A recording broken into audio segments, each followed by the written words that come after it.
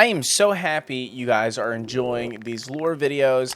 Unfortunately, we're not going to be doing the one that I wanted to do today since the last update kind of f***ed us. If you didn't watch the last video, we went over the patch notes of 0.171, and they kind of hinted at cryptids and ghosts and things like that coming in 0.172 and 0.173. That was what we were going to be covering in today's video. However, since that's going to be updated, I want to do that lore video justice.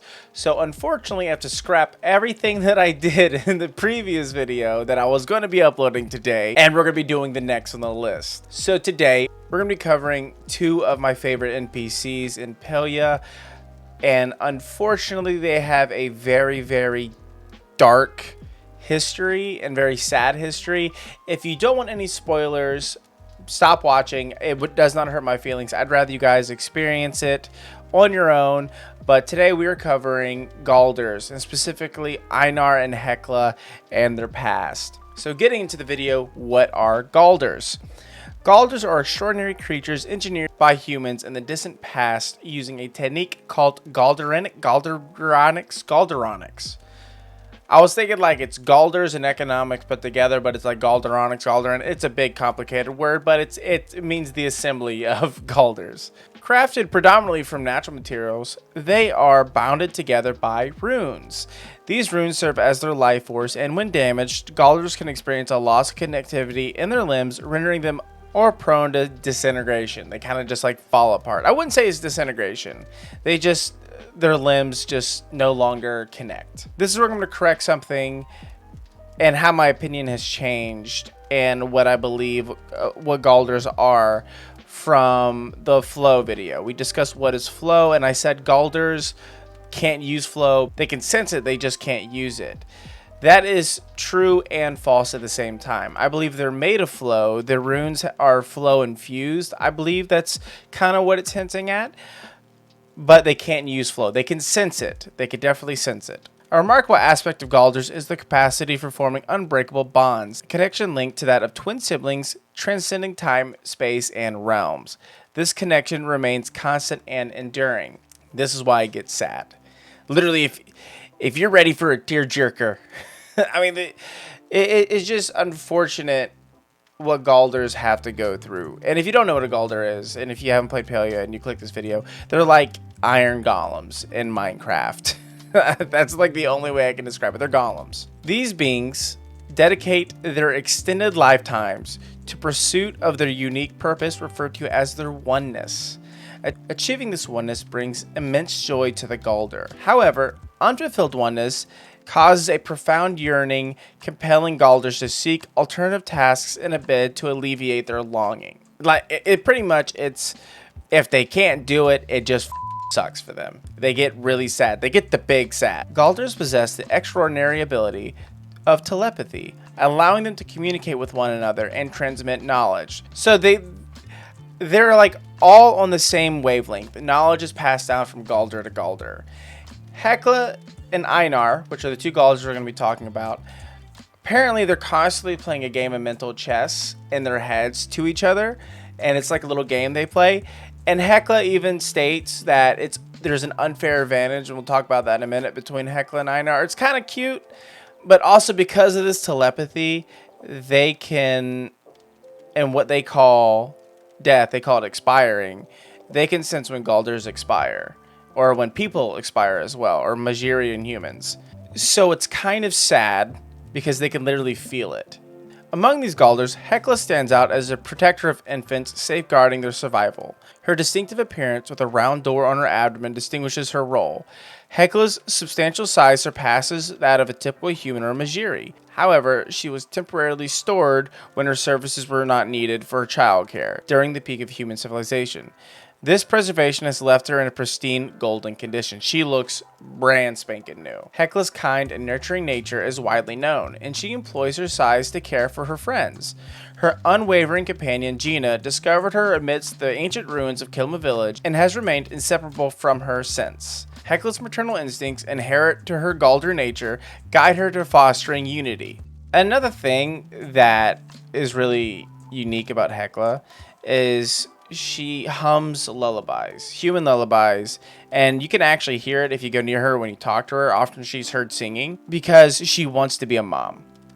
She has a maternal instinct, and she's kind of taken Gina in as a daughter in a way because she needs to fulfill her oneness, so she's kind of finding a way to do it in that process. So being reactivated by Gina, Hekla became deeply attached to her due to an imprinting-like connection. Hekla's activation occurred only 2 years prior, literally only 2 years ago, whereas Einar, on the other hand, which is another Galdur in the Kilma village, has been active for over 3,000 years. We don't know exactly how old he is. It kind of goes back and forth, but it's around 3,200 years old. Hekla was originally created by a human named Aurora. She was made to care for Aurora's child named Sona. But this is when it starts to get a little unfortunate for everybody. There's a cataclysmic event that caused the disappearance of humanity, which unfortunately left Hekla in storage, longing to fulfill her oneness. So when she got reactivated and Gina found her, she took Gina in as a daughter. Unfortunately, Gina's not a baby, and it really wasn't completing her oneness. She wasn't feeling fulfilled, even though she is literally treating Gina like a baby. She monitors her breathing. She is always near her. Hekla asks you to bring her a potato, and you dress up the potato in a doll, and use buttons, and she swaddles it like a baby, and she even names it Sona, which is so fucking sad. It is depressing as shit.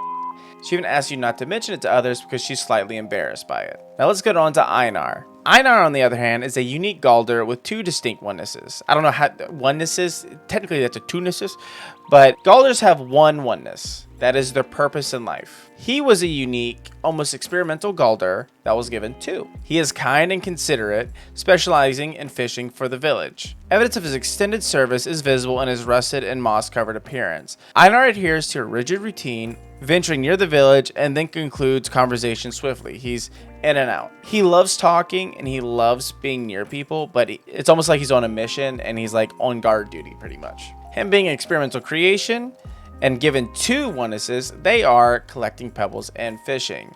This dual purpose led to internal conflict, and Einar's creator documented this unique but challenging experience.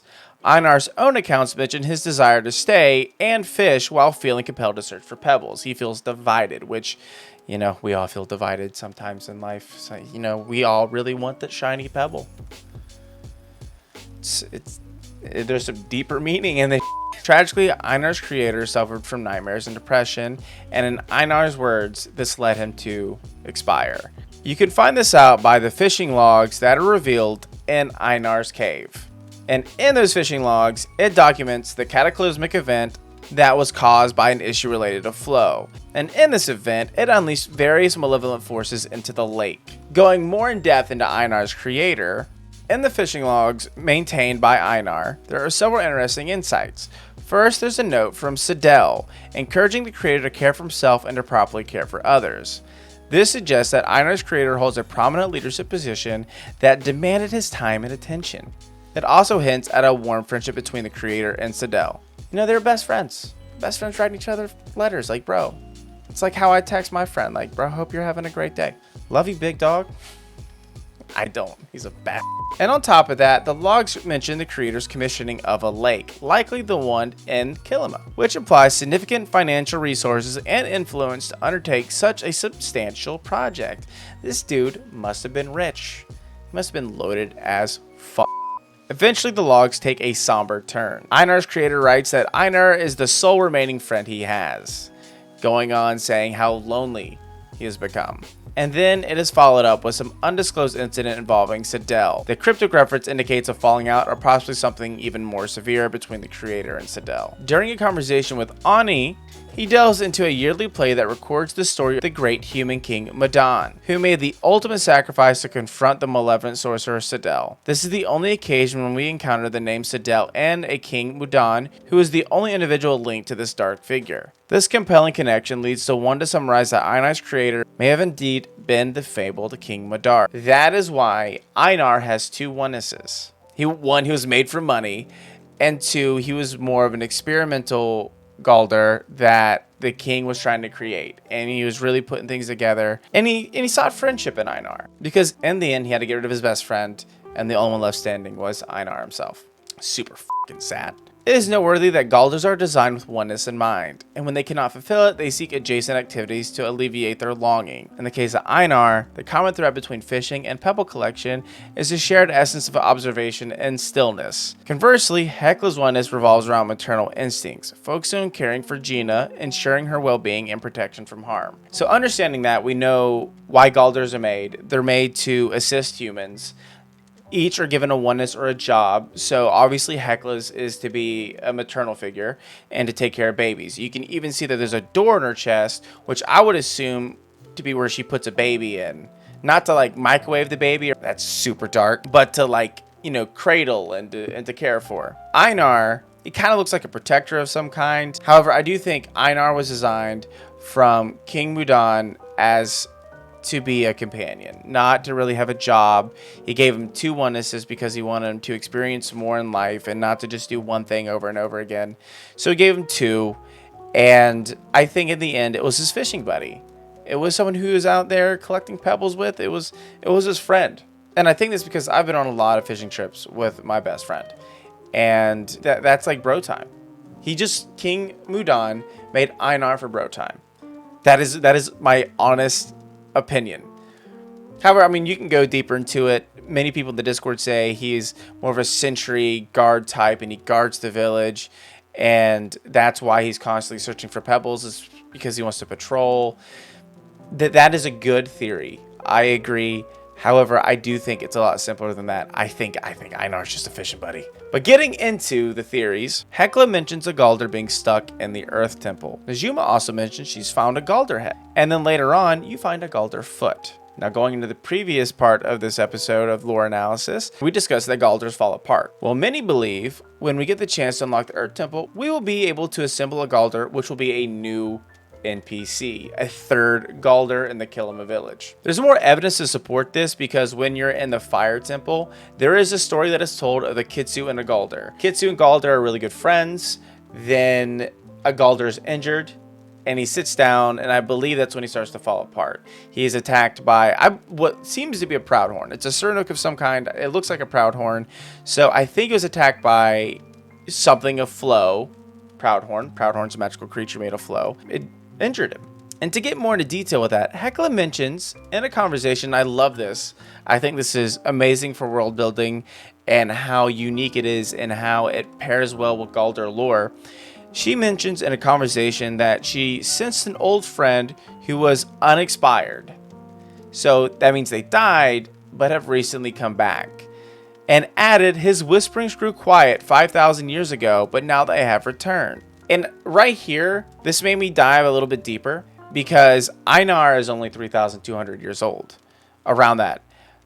Hekla is over 5,000. However, she's only been active for 2 years. However, she was connected to another Galdur that Aurora had for her family. I believe that the Galdur that is stuck in the Earth Temple and the one that is shown with the Kitsune is the other Galdur from Hekla's family that she was made to support. And I think the story is based after that and how the family expired and the Galdur was left to be around and became good friends with the Kitsu. Unfortunately, he got stuck, and now since we've reintroduced flow from the Water Temple and reactivated the Fire Temple, I think that the Earth Temple flow is starting to move more into the Earth Temple and has somehow reactivated that Galdur. So I think there's going to be a quest at some point where we have to reassemble a Galdur. Like I said, it becomes a new NPC. Now, this is a thing what I believe that will eventually happen is that Galdur that you assemble will come live on your land. Once you assemble it, you get to pick and choose its next oneness, whether it is farming with you, it's ranching, it's fishing. And to add to picking the oneness theory, if you look over, and we've discussed this before, on your plot of land, if you look to the right and you look to the left, to the right is a fallen down temple area, but there's also a fishing pond with a tree in the middle and a dock that wraps around it, and it even has like a fishing sign. So clearly eventually we'll be able to fish over there. And to the left, if you look, there is mines over there. So I think that when we pick this NPC, we'll get an option to either it goes mining or it goes fishing. I think that'd be really, really cool. We get to interact with our own personal Galdur. And also, yes, I know about the floating Galdur head in Bahari. If you don't, there's a secret area with the floating Galdur head. I don't want to spoil that, but I have a different theory about that altogether, and that is for a different episode. So what do you guys think? Let me know in the comments below if we're going to be getting a new NPC and it's a Galdur. Is it going to be in the Earth Temple? We'll be able to reassemble it. What do you guys think about this? I am a big fan of this theory. I think it'll add so much to the game. And also, I love me how kind and gentle the Galdurs are. And also, if you haven't, be sure to like, comment, and subscribe. It helps me out a lot. But most importantly, be sure to join the Discord as well. We are a growing community, and I would love to have you there. And if you join the Discord, you'll know when I post something on Twitter, post something on Instagram, or when a YouTube video goes live. You'll know instantaneously. I don't know if I used that word correctly, but you'll know right when I post it. All right, guys. I'll catch you in the next one. Bye.